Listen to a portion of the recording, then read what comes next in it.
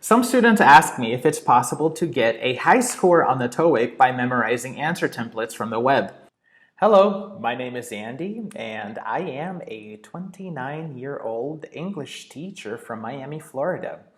I have noticed that when it comes to the TOEIC exam in preparation, Koreans tend to have very good grammar skills. This is a strength that they have because Koreans tend to start studying the language at a very early age. However, the weakness that is observed by teachers like myself is that usually Koreans and Eastern Asian students don't have as much speaking practice as they would like.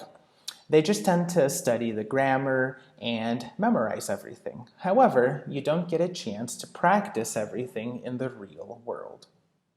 The TOEIC exam has many different parts. However, one of the parts that people are most concerned with is the speaking section.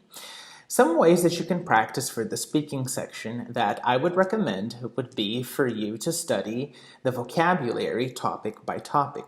Make sure that you know plenty of adjectives and nouns that are related to the topics that could come up on the exam. So you can look up different lists of topics, or possibly there are many different websites where people post the most recent questions that they've been asked in similar exams as well, and make a list of these topics and study them topic by topic. My advice is to memorize good descriptive adjectives such as magnificent, grotesque, encouraged, relieved. Also, phrasal verbs such as to carry on with something, to cut down on something, look over something, or put something off, figure something out.